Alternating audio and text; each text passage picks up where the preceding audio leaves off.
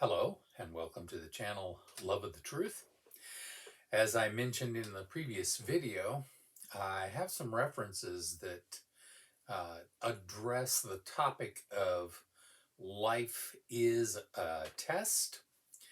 Um, it doesn't state it exactly that way, but the way that Jesus discusses uh, his ability and his success at overcoming the world, and the way that he expressed the promises that he offers to those and that he will give to those that overcome, uh, greatly illustrate the concept that life is designed to be a challenge, to be a test.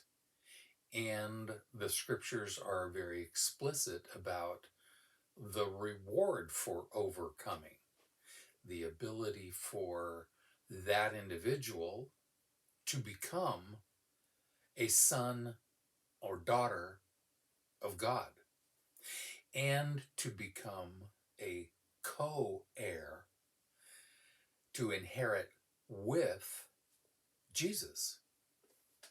The first text that I want to look at is where Jesus stated that he had overcome, and that's found in John 16:33.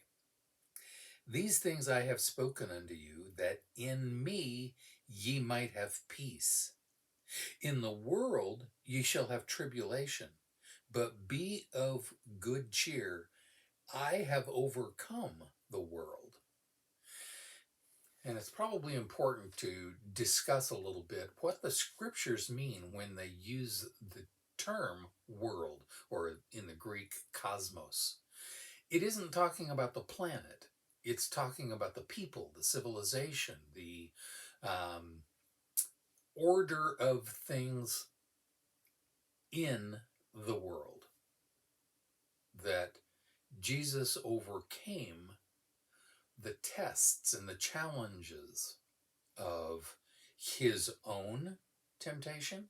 He was tempted in all points like we are, and overcame the temptations offered by Satan, overcame the tribulation and trial of his ministry and his death, burial, and resurrection, uh, his challenge to fulfill the prophecies and to come to understand his God's commandments and to teach those commandments that he was given by his God.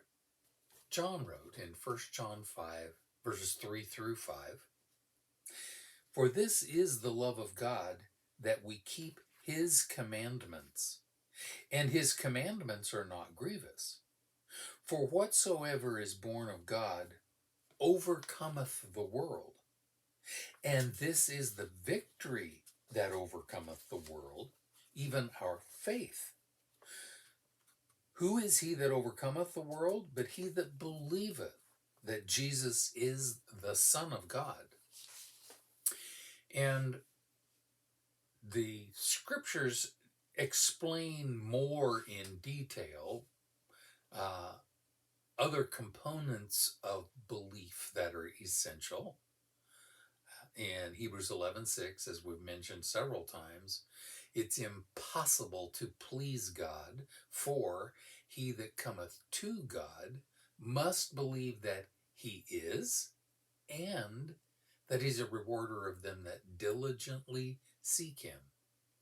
And Paul, in his sermon on Mars Hill in Acts 17, explained the plan of God and the basic gospel message that God created all of mankind, every race, and expects that some will grope after him and seek him and find him, consistent with finding God is coming to love him and obey him. As he said in Exodus 20, and I want to look at verses 1 through 6. And God spake all these words, saying, I am Jehovah thy God, who brought thee out of the land of Egypt, out of the house of bondage. Thou shalt have no other gods before me. Thou shalt not make unto thee a graven image, nor any likeness of anything that is in heaven above, or that is in the earth beneath, or that is in the water under the earth. Thou shalt not bow down thyself unto them, nor serve them.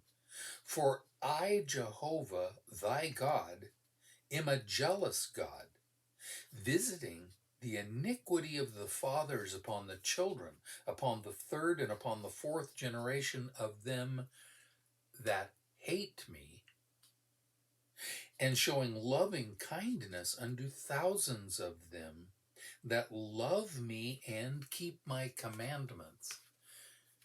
Now, John writes that keeping commandments is equal to loving God. That if you don't keep his commandments, that's equal with hating God. And God sees those two categories: those that hate him and those that love him. And Jesus gave us the ratio. He said, many are called, but few are chosen. The meaning of life is finding who will be in the many and who will be the few that love and obey God. Jesus in Revelation 2:7 begins a discourse about the overcomers. And he says, to him that overcometh will I give to eat of the tree of life, which is in the midst of the paradise of God. In verse 11, he that overcometh shall not be hurt of the second death. Verse 17, to him that overcometh will I give to eat of the hidden manna. Verses 26 and 27, he that overcometh and keepeth my works unto the end, to him will I give power over the nations, and he shall rule them with a rod of iron, as the vessels of a potter shall they be broken to shivers, even as I received of my Father. It's important to note that overcoming is equated with keeping my works unto the end. In chapter 3, verse 5, he that overcometh, the same shall be clothed in white raiment, and I will not blot out his name out of the book of life, but I will confess his name before my Father and before his angels. In verse 12, him that overcometh will I make a pillar in the temple of my God, and he shall go no more out, and I will write upon him the name of my God, and the name of the city of my God, which is New Jerusalem, which cometh down out of heaven from my God, and I will write upon him my new name. And as we look at what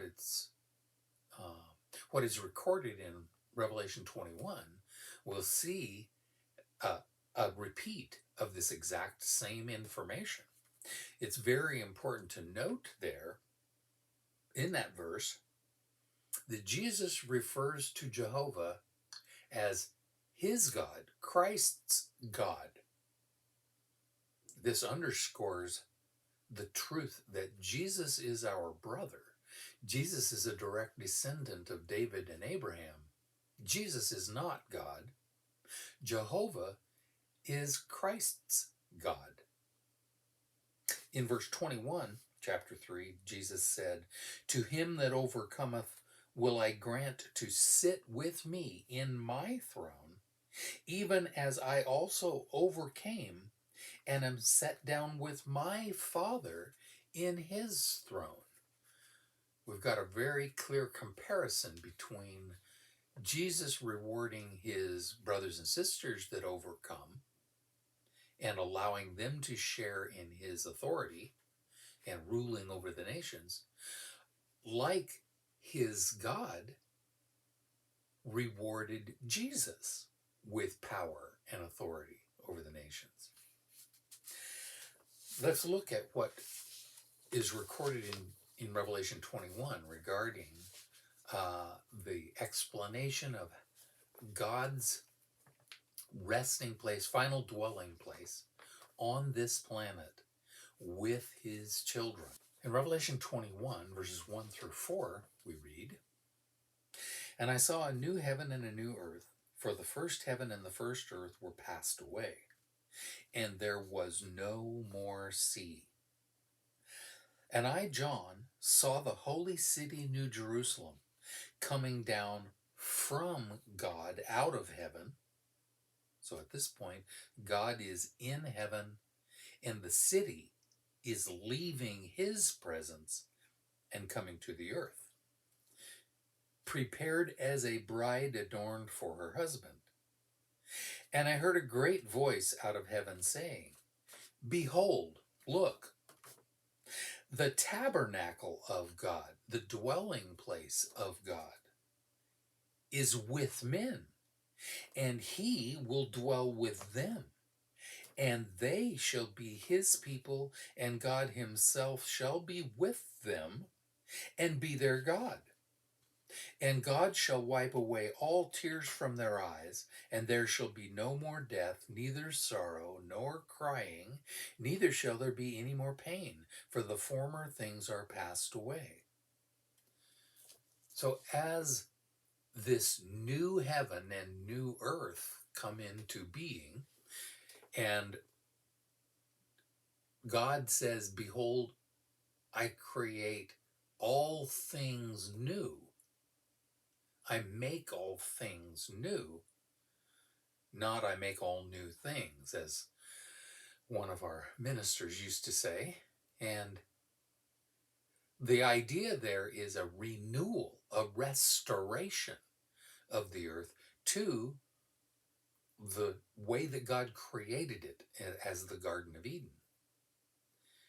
And the city that God has prepared, according to Hebrews 11, comes down to the earth from heaven.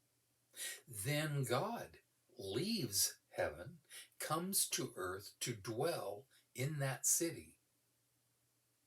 And in verses 7 and 8, we read, "He that overcometh shall inherit all things, and I will be his God, and he shall be my son." In 2 Corinthians 6, we read, "Sons and daughters." That's what God is desiring. God's plan is to choose those who have chosen to love and obey him and reward them with eternal life and with an eternal dwelling place on a perfected planet in a magnificent city. Those that have overcome the test that is this life. Verse 8 reads, "But the fearful and unbelieving and the abominable and murderers and whoremongers and sorcerers and idolaters and all liars shall have their part in the lake which burneth with fire and brimstone, which is the second death." Those who fail to overcome the challenge, the test that is this life, are destroyed forever in the lake of fire and will not have a part in that wonderful inheritance of all the planet, all things, it says. Again, If you have any questions, any comments, any suggestions for other topics, please leave a comment down below. Certainly, it's helpful to have likes and comments, as that helps the search engine pull up these videos for others that are searching for the truth. And hopefully, all of us will love the truth. Thank you again.